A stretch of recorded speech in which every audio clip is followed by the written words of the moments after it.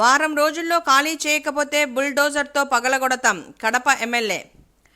అక్రమంగా నిర్మించిన రూములను వారంలో ఖాళీ చేయకపోతే బుల్డోజర్తో పగలగొడతామని కడప ఎమ్మెల్యే మాధవిరెడ్డి ఒక కార్పొరేటర్ని హెచ్చరించారు.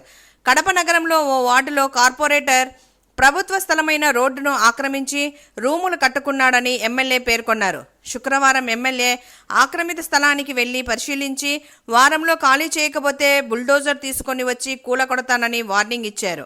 డివిజన్లో మెయిన్ రోడ్డుకి లోపల కార్పొరేటరు గవర్నమెంట్ రోడ్లో పేవ్మెంట్ ఆక్యుపై చేసుకొని రూములు కట్టుకొని ఉన్నాడు. ఈయన పేరు అక్బర్ అంట. ఈయన 34 డివిజన్లో కార్పొరేటర్గా గెలిచినాడంట. గవర్నమెంట్ నుంచి జీతాలు తీసుకుంటూ వీళ్ళని కార్పొరేటర్గా గెలిచింది. గవర్నమెంట్ ఒక రోడ్లని ఆక్యుపై చేసుకొని పేవ్మెంట్ల మీద రూములు కట్టుకున్నారు జబర్దస్తిగా. అలా స్టాఫ్ వర్క్ చేస్తున్నారు. ఇక్కడ మీరే కదా కార్పొరేటర్ మనుషులే కదా ఇద్దరు. 1 వీక్ లో కార్పొరేటర్ ఇది ఖాళీ చేయకపోతే బుల్డోజర్ తీసుకొచ్చి పగలగొట్టేస్తాం.